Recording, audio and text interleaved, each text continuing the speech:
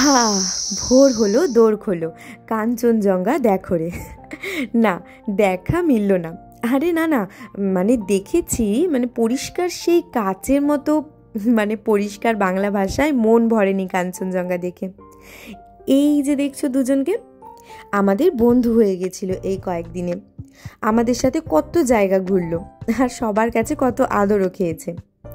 অনেকের মুখে শুনেছি এতবার দার্জিলিং এসেছি, একবারও কাঞ্চনজঙ্ঘার দেখা মেলেনি। তাই বারবার বলছিলাম, আরে আরে কাঞ্চনজঙ্ঘা একবার তো দেখা দাও, যেন তোমায় দেখে চোখ ভরে যায়। মনের ভেতরের কষ্টটা শুনতে পেয়ে গেছিল, তাই হয়তো দেখা দিয়ে দিয়েছিল।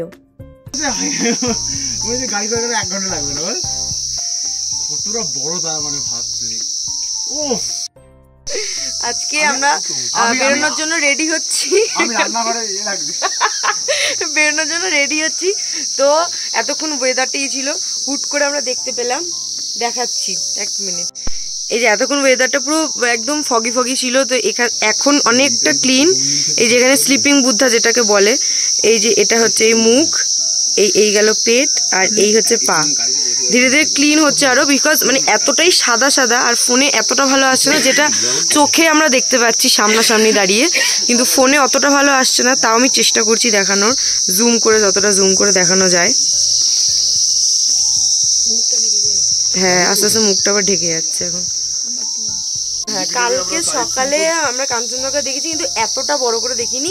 দেখেছি ছোট্ট দেখতে পেয়েছিলাম। একটা পিক দেখা যাচ্ছিল কালকে, এত ফগি ওয়েদার ছিল, এত মেঘ ছিল, জাস্ট একটা পিক। হ্যাঁ, পুরো রেঞ্জটা দেখা যাচ্ছিল না কালকে। এই জায়গাটা দেখো, এই জায়গাটা আমি মনে হয় না ফোনে দেখা যাবে। এই জায়গাটা দেখো, ওখানটা দিয়ে মেঘগুলো কি সুন্দর যাচ্ছে। ওর একটা স্লোমো ভিডিও হলে ভালো হয়।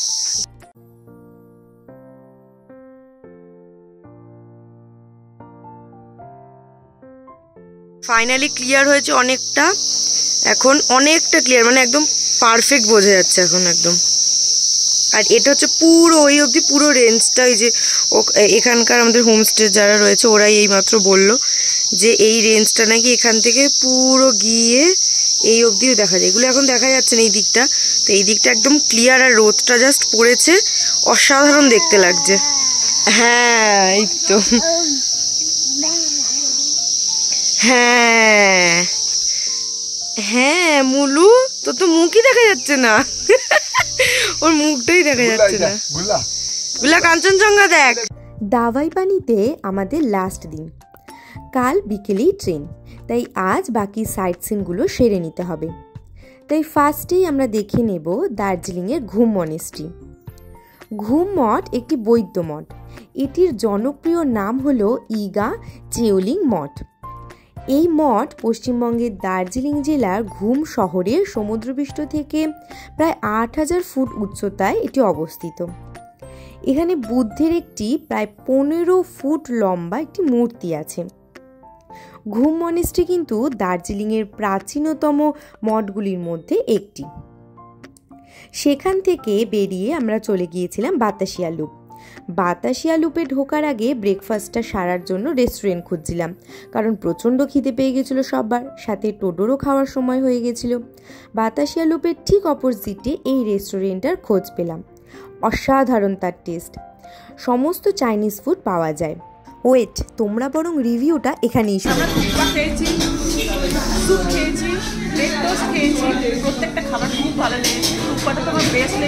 এই রেস্টুরেন্টের পাশেই ছিল একটা কেকের শপ, যার নাম ছিল বিজনবাড়ি বেকার্স। উফ, এক কথায় অসাধারণ। আমি মিনি ব্লগে এটার আলাদা করে একটা ব্লগ দেব তোমাদের সুবিধার জন্য। খাওয়া দাওয়া সেরে চললাম বাতাসিয়া লুপের দিকে। ঘুম থেকে টয় ট্রেনে দার্জিলিং, মাঝখানে মেঘের দেশ বাতাসিয়া লুপ। আর এইখানে আসলে ঠিক এমনই কিছু আওয়াজ পাবে।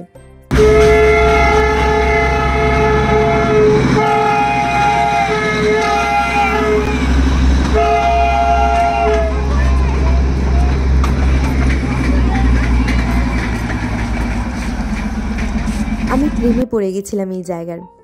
এবার কিছু গুরুত্বপূর্ণ কথা বলে রাখি। প্রতিদিন ভোর 5টা থেকে রাত 8টা পর্যন্ত বাতাসিয়া লুপ খোলা হয় পর্যটকদের জন্য। প্রবেশ মূল্য মাথাপিছু 20 টাকা। স্থানীয় মানুষদের তৈরি নানান দ্রব্য এখানে পাওয়া যায়। দার্জিলিংয়ের স্ট্রিট ফুড বিখ্যাত, এটা আমরা সবাই জানি, তাই সেটা খেতে কিন্তু কেউ ভুলো না। তারপর আমরা সেখান থেকে চলে যাই দার্জিলিং জু। টোডোকে নিয়ে পাহাড়ি সিঁড়ি ভেঙে ওঠাটা খুব কষ্টকর হলেও মনে ছিল ঘোরার আনন্দ, তাই বেশি কথা না ভেবে এগিয়ে চললাম। এখানে এসে দেখি ডান দিকে সারি সারি শীতের পোশাক।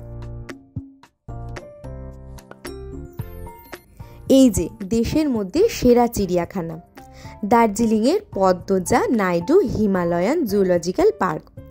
দার্জিলিংয়ের এই চিড়িয়াখানায় এমন অনেক বন্যপ্রাণী রয়েছে যা দেশের অনেক চিড়িয়াখানাতেই নেই।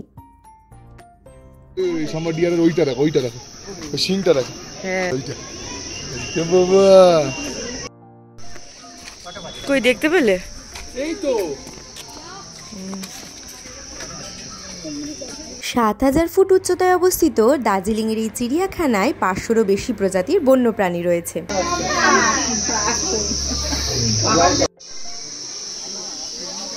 সরো সরো সরো বাবা সরো। विनाश तुमको बुला रहा है। अरे भाई आ रहे आ गया तुमने और काची जावे ताई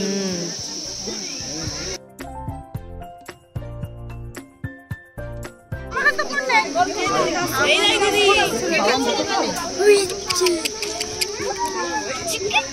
চিকা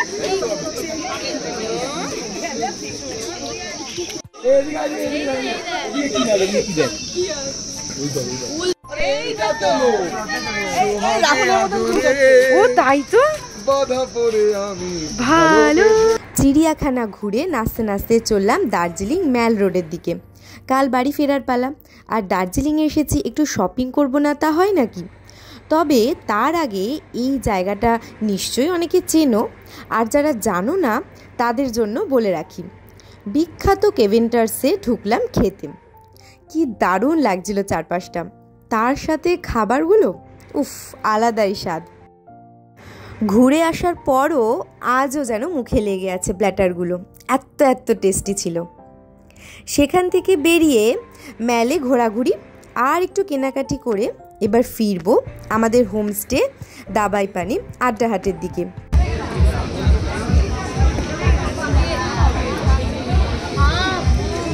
হোমস্টেতে ফিরে রাতে আবার বারবিকিউ। দেখা হবে আবার কাল সকালে। টাটা।